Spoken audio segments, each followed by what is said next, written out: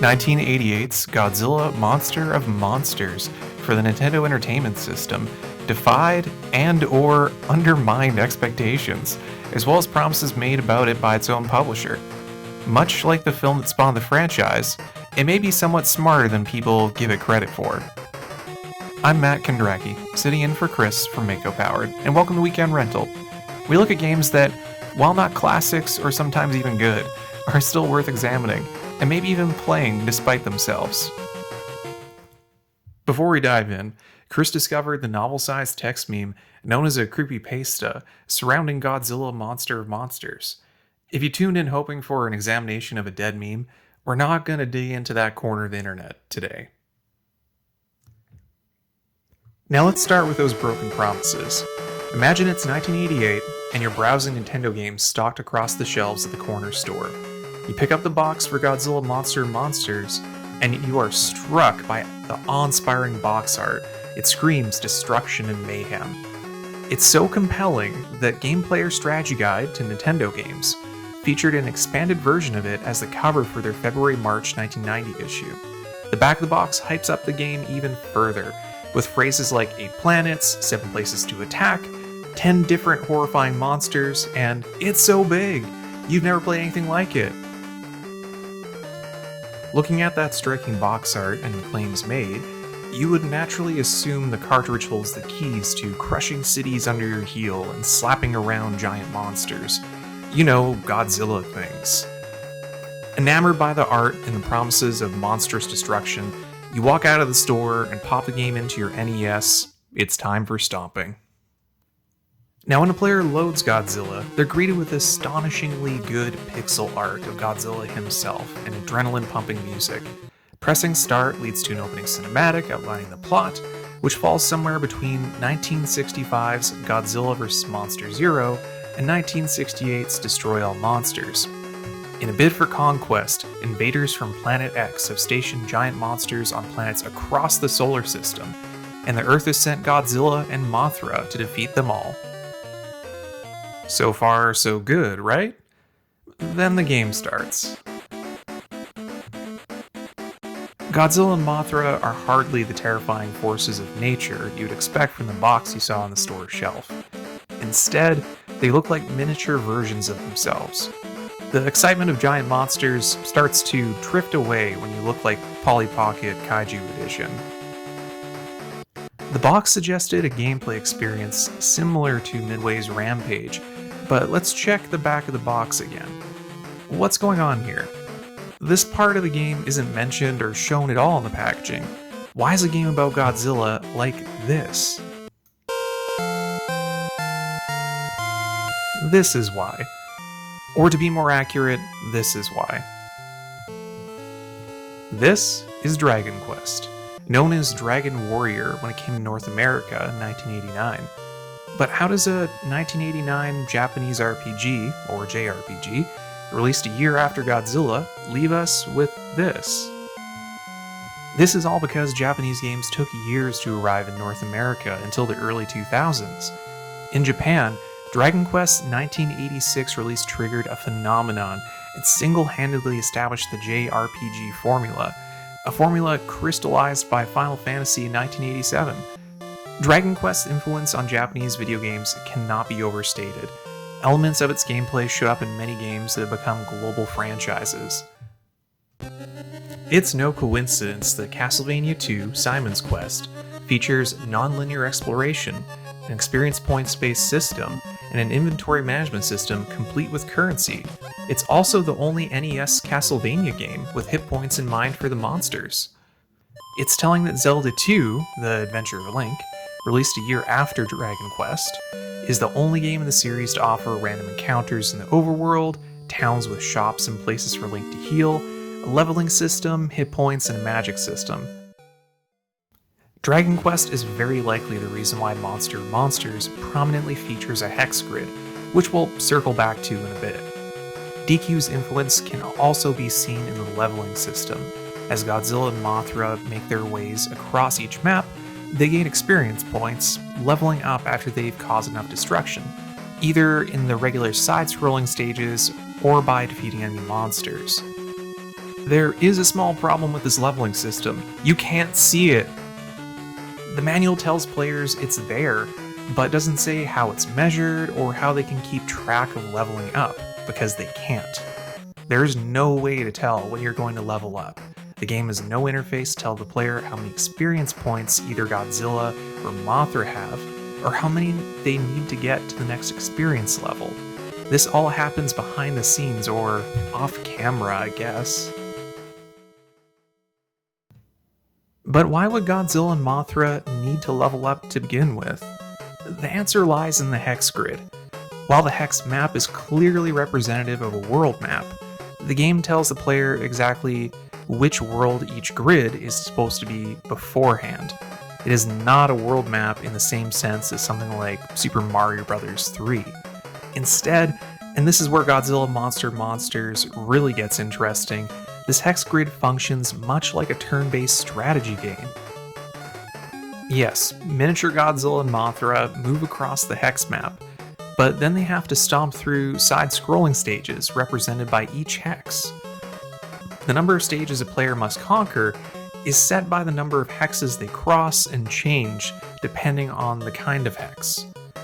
Looking closely at the hexes on the world maps, or the game manual, you can tell which stages are represented in each hex, so the player knows exactly what they're about to smash their way through. Playing into the strategy aspect of the gameplay, players don't have to fight an entire planet/map to win. Their goal is to land on and hold the enemy base, indicated by a unique terrain hex. In fact, both the manual and the game player's strategy guide to Nintendo games suggest that fighting all the monsters may not be the best strategy for progressing through the game. However, if you want to level up Godzilla and Mothra to be their baddest selves, defeating all the monsters is the most efficient way to level up. The JRPG influences don't stop at the map design. Godzilla and Mothra each have their unique abilities affecting their gameplay. Godzilla is a lumbering damage sponge, able to just soak up a lot of what stages throw at him without being knocked back. This durability comes at a movement cost, as he can only move 2 spaces in the hex grid each turn. On the other hand, Mothra is a far more delicate character who takes damage from attacks that Godzilla would shrug off, and regularly suffers knockback from regular stage attacks. However, Mothra possesses the ability to cover significantly more ground through flight, allowing her to cross 4 hexes each turn. These side-scrolling stages, combined with the hex grid, the leveling system, and the individual monsters' abilities, reveal the true nature of the game: a turn-based strategy beat-em-up. A turn-based strategy beat-em-up is an intriguing idea, but the mix of genres led to awkward design choices that make Godzilla Monsters less engaging than it should be. Let's take a look at those stage types. It is great that there are 7 types of terrain, which should mean there are 7 types of side-scrolling levels with plenty of variety, right? Not so much. There are maps and levels for each of the planets in the solar system, minus Venus and Mercury, plus Planet X when Godzilla and Mothra take the fight to the invaders. Each of the 8 planets consist of dozens of hex spaces, repeating those 7 stage types. It gets repetitive quickly, as a few of them are only revealed in the later levels. It's never explained how the Earth's heroic monsters travel from planet to planet, or how Mothra flies in the vacuum of space on Jupiter.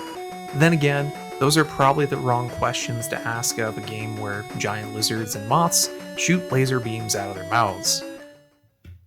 Those stages have a lot going on in them. You've got radar tanks, actual tanks, satellite dishes that shoot electricity, fighter jets, weird plant things, different weird plant things, UFOs, alien ruins with defense systems, alien tentacle things, firebirds, dragon things, giant brains that spew fireballs, and stuff. There's so much thrown at the player, especially in the later stages, that the poor NES can't handle everything on screen. Sprite flicker and slowdown become a very real problem. Monsters pushes the NES hard. The side-scrolling sprites for all of the monsters, player-controlled or otherwise, are suitably massive and impressive. It's understandable that the fights between Godzilla or Mothra and the enemy monsters happen on black backgrounds, because those sprites must already be taxing the NES's capabilities as is. This is what was promised on the back of the box. There's one other problem with the side-scrolling stages. This thing.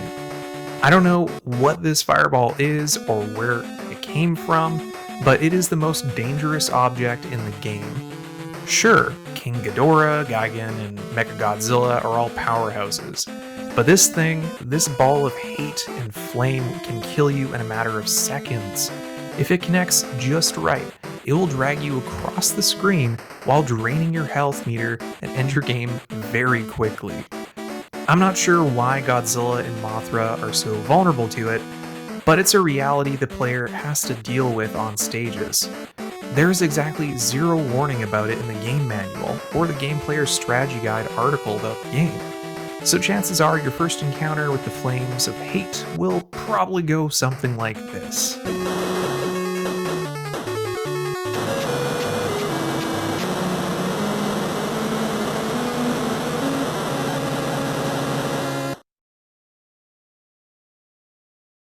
This isn't much of a setback, to be honest.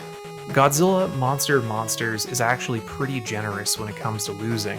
If either Godzilla or Mothra fall in battle, and the other monsters on the same world. As long as they can get to the enemy base and move on to the next world, the fallen monster will return at the beginning of the next level.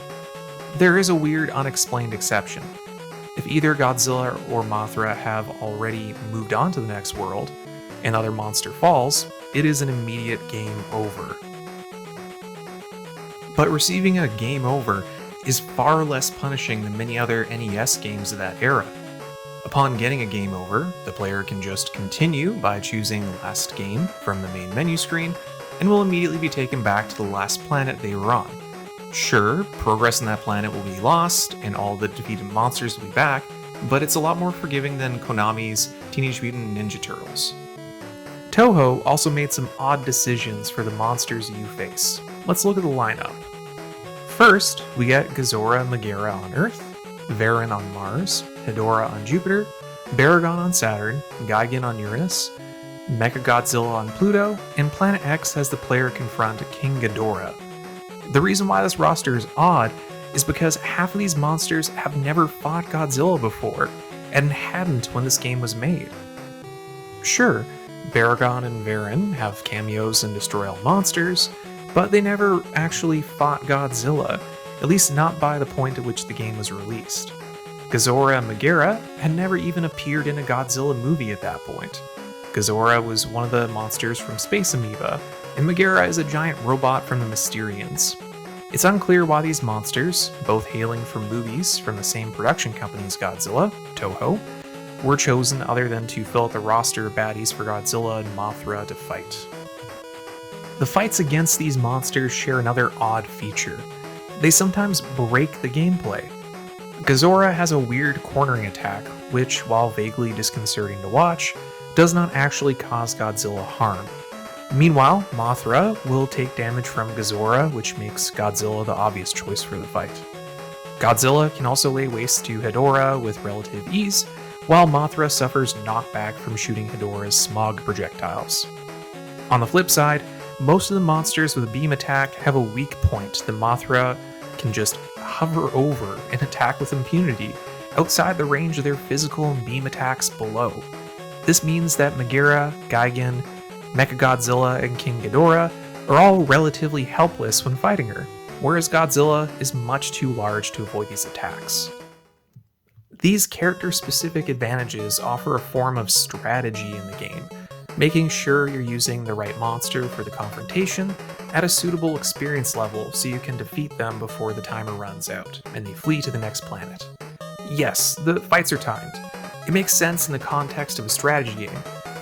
Each side needs an opportunity to choose what its course of action will be, and a time limit is really the only way to do that in beat-em-up style combat. Enemies can recover health if you take more than one turn to continue the fight with them, but, and here's the thing, so do your monsters. If, for example, Godzilla needs a breather while you're fighting an enemy encounter, Mothra can tag in for a round or two against the same monster, and Godzilla will recover some health while he's benched. Godzilla Monsters mashup of genres and scale of monster versus monster fights is odd, especially considering the limited power of the NES. The choice of enemy monsters is odd, the way in which it was sold to North American audiences was odd, the sometimes lopsided monster fights are odd, but odd doesn't necessarily mean bad or not fun. It is not as odd or misleading as Godzilla for the Game Boy, a chibi action puzzle game where you punch blocks. Yeah. Although Monsters may get repetitive in long sessions, it's a game that blended a strategy RPG into a beat-em-up in an era that saw few games attempt to reach beyond simple platforming and puzzles, which makes it a good weekend rental.